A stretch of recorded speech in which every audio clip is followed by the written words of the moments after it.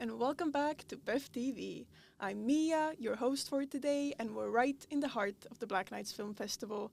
Today, I have an amazing guest joining me, the director behind the film The Weeping Walk. Let's give a big warm welcome to Dimitri Verhulst. Yeah. Hi. Hello. Hello. How are you doing? I'm fine. Yeah, I'm happy being here. That's good. So, what inspired you to create the film The Weeping Walk? Well, actually, I'm a writer. I'm a novelist. So I've been writing novels for 25 years. Oh. And I came up with this story, which wasn't a novel. It didn't feel like a novel. And then 8 years ago, I was brave enough to say, I see that it's not a novel because it's a film. So I wrote it as a scenario, as an original scenario, which was intended for someone else. Mm. But I thought, I love this story so much, I want to do it myself. That's how I became a film director by accident. A happy accident. So. Absolutely. I must say these are the most beautiful years of my life making this movie. Right. Yeah, after 25 years of loneliness as a writer, finally working together with people was a very nice thing to do. Nice. So, what did you want to symbolize with the long journey that the characters undertook over several days? Well, I love silence. Although I'm talking all the time. I'm kind of a pain in the ass at parties, constantly ta-ta-ta, but I really do like silence.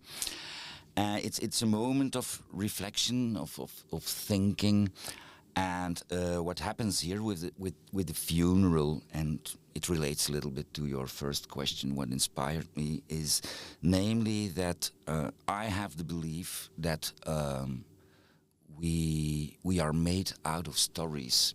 So when someone is dead, we can reconstruct the identity of the dead person only with stories. We start talking about that person, and that's more or less what I wanted to show.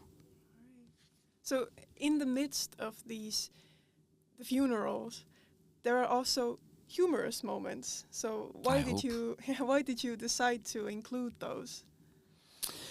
It's the way I am, I'm afraid. Humor is a very good way to deal with pain. When we suffer, we can make jokes out of it. The intention of humor is not always having fun, but at least we can laugh with misery. Yeah. Yeah. So, what challenges did the film, the journey of the film present, like from a filming perspective, maybe? Well, one big challenge was the weather. Oh. I had to accept it as it was because it's 90% outdoor filming. Yeah. And we had, what did we have? 28 days for making the movie, for filming.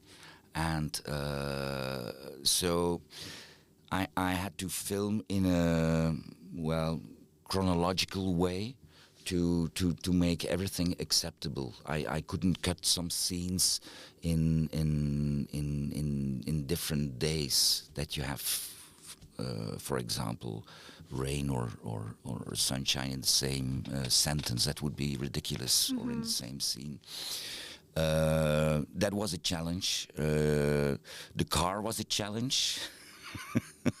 It had to survive because there was only one. Oh, yeah. Things like these, but everything went super fine.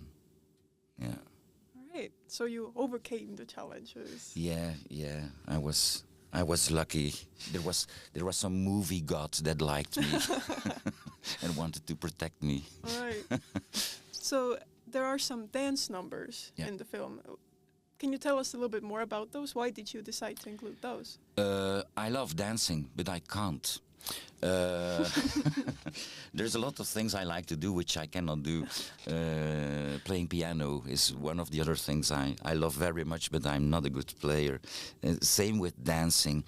And it's also a way of storytelling. And this dancer I found in a ballet company in Germany. And I really wanted him because he's very bad with sentences. In real life, I mean. But also the character is not a very good talker, but he wants to express himself with his body.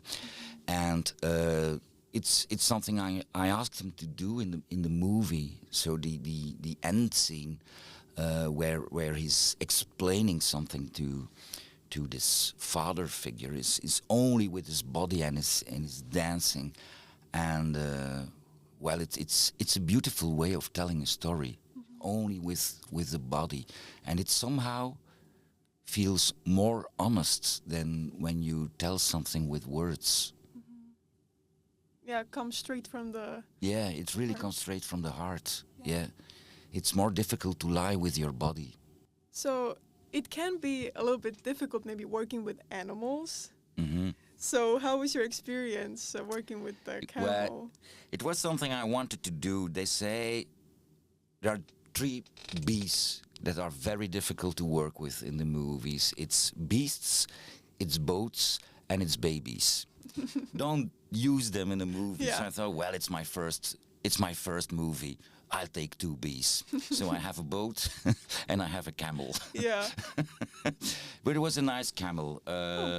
Yeah. Its name was Kim. Oh, nice. Although one actress was very afraid of the camel, so I had to work on that to bring them together, and so she felt comfortable with the camel. Yeah.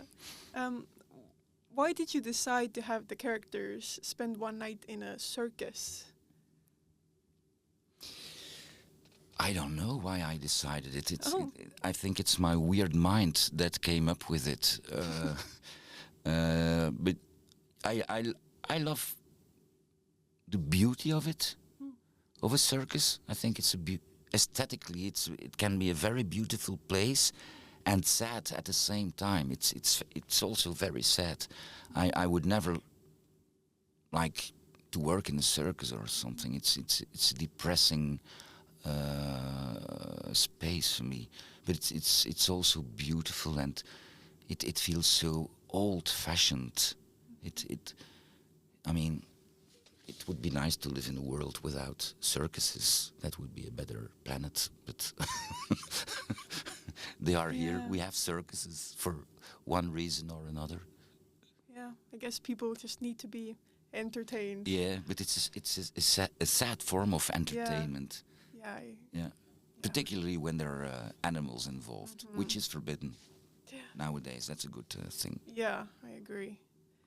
So, what emotions did you hope to evoke with portraying both funerals and weddings in the same film? Well, it feels these are important chapters in our lives. When we marry, when we're buried. And I wanted to bring these chapters together.